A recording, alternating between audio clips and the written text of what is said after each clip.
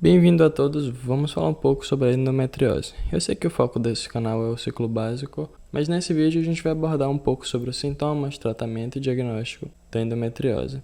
E o que é endometriose, né? Vamos falar de maneira bastante resumida.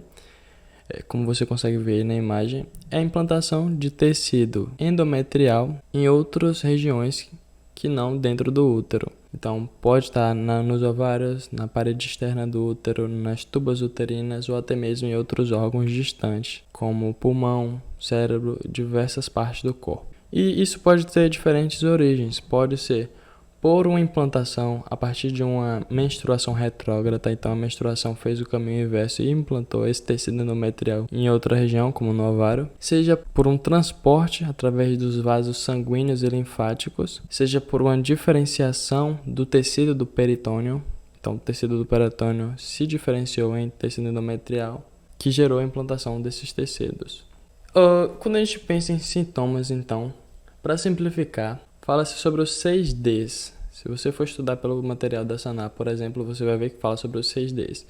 Quais são? A dismenorreia, que é aquela dor, aquela cólica exagerada que vem um pouco antes da menstruação. Então não é normal sentir uma cólica desproporcional que te impede de fazer as coisas, te impede de ir ao trabalho, por exemplo. Então deve-se ficar atenta.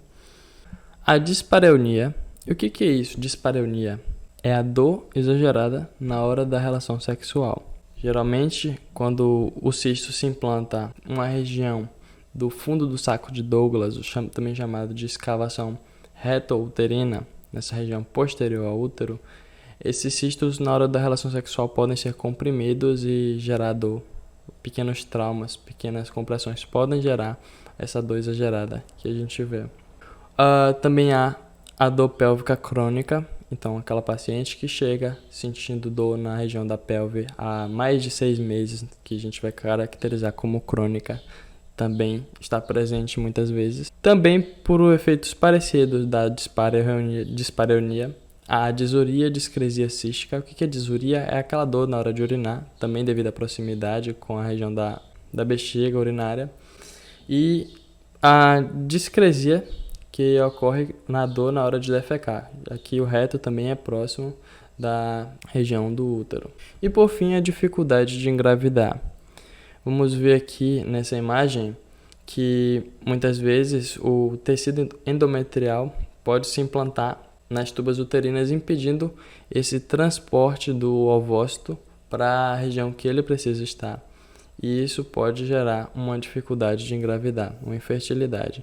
Cerca de 40% ou mais das mulheres que têm endometriose vão ter infertilidade. E também uma coisa importante é ficar atenta a como é que varia esses sintomas, como é que é a ciclicidade desses sintomas.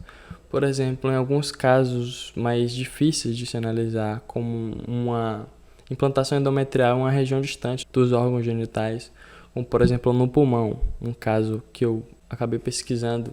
Era bastante difícil de fazer associação direta com endometriose, mas uma coisa bastante importante que ela verificava é a sincronização com ciclos menstruais.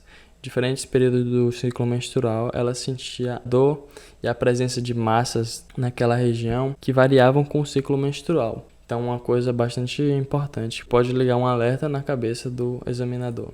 Que mais informações que ele pode colher a partir disso? Do histórico familiar, se a mãe, parentes, irmãs tiveram endometriose, a chance é muito maior. Também se ela for nulípara, se ela já teve um histórico de infecção pélvica. Um sinal importante, se os ciclos menstruais estão curtos. Também se o fluxo menstrual está aumentado. Não só isso também, que eu não coloquei aqui, mas que ele é prolongado por mais de 10 dias, por exemplo. Há mulheres que nunca usaram contraceptivos orais também têm uma tendência maior. Então é importante perguntar. Qual é a idade? Se a gente for olhar os padrões epidemiológicos, a gente vai ver que a maior prevalência ocorre na faixa dos 30 anos.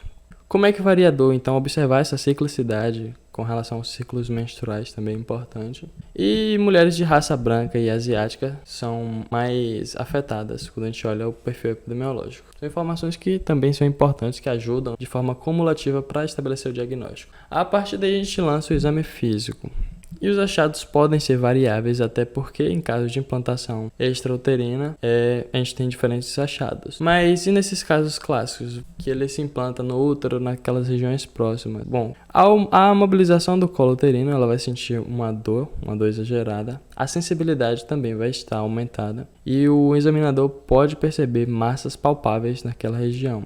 Quando ele for fazer o exame especular, o médico pode perceber implantes azulados no fórnice posterior. Nessa região aqui é o fórnice anterior e aqui é o fórnice posterior. Então ele pode verificar isso também. Beleza, você já fez o exame físico, já fez a anamnese e agora você lança a mão dos exames complementares. Qual que você vai lançar? Bom, você pode fazer uma laparoscopia com biópsia. Ele está em cor amarela porque ele é o padrão ouro para descobrir. Porque você vai verificar diretamente, depois você vai fazer uma biópsia, uma análise do tecido. Mas você também pode fazer um ultrassom transvaginal, uma ressonância magnética. Também você pode analisar os níveis séricos da glicoproteína CA125, que ele geralmente é derivado de tecidos do endoderma celômico embrionário. Essa informação é importante porque, apesar dele indicar a gravidade da endometriose, muitas vezes outros tecidos também podem produzir essa proteína. Então não é um exame extremamente específico para isso, mas pode ajudar a ver a gravidade da endometriose. Então aqui nós temos essa imagem da videolaparoscopia. Depois ele vai colher o tecido e fazer a biópsia. Isso aqui é um tecido do endométrio. Então a gente vê a presença do epitélio cilíndrico característico. Nessa foto não dá para ver. Mas também tem glândulas endometriais. Ele vai apresentar vasos sanguíneos espiralados. E aqui, a depender da fase, ele pode ter essa variação, mas dá para perceber que é um tecido endometrial. E o que ele vai procurar? Esse padrão de tecido endometrial em outras regiões, para ver se ocorreu essa implantação. Então aqui a gente tem um padrão estromal, que é um estroma do endométrio sendo verificado em outras regiões, ou um padrão glandular, que a gente vê as glândulas do endométrio sendo encontradas em outras regiões também. E aqui ele pode ter essa variação, pode ser diferenciado quando já se parece bastante com o epitélio das glândulas do endométrio, ou indiferenciado quando ainda não conseguiu se diferenciar para ficar parecido com as glândulas do endométrio. Aqui a gente tem um padrão misto, onde tem os dois, tem um diferenciado e um indiferenciado. Quais são os diagnósticos diferenciais que o médico deve estar atento? Bom, uma doença inflamatória pélvica, síndrome do colo irritável também ele deve pesquisar. Uma doença diverticular, então uma diverticulose, uma diverticulite. Um câncer de cólon, tumor ovariano, adenomiose, cistite. Então doenças que ele deve descartar na hora de fazer o diagnóstico da endometriose. Bom, e qual é o tratamento, de fato, para endometriose? Vamos pensar de acordo com as queixas. Será que ela é assintomática ou sente dor leve? Nesse caso, você vai fazer uma conduta expectante.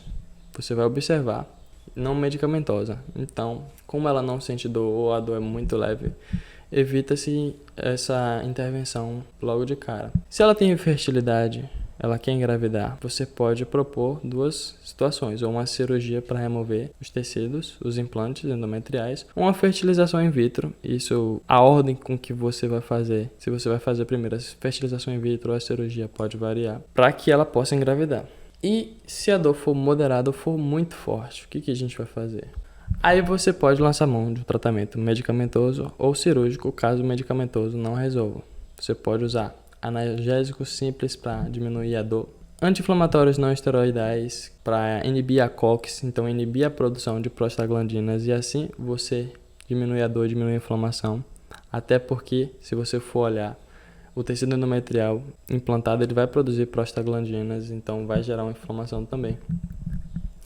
Medicamentos hormonais, eles atuam na inibição da produção de estrógeno. Se a gente for olhar no ciclo menstrual, o estrógeno é responsável pelo espessamento do tecido endometrial. Isso vai acontecer também nos implantes endometriais da endometriose.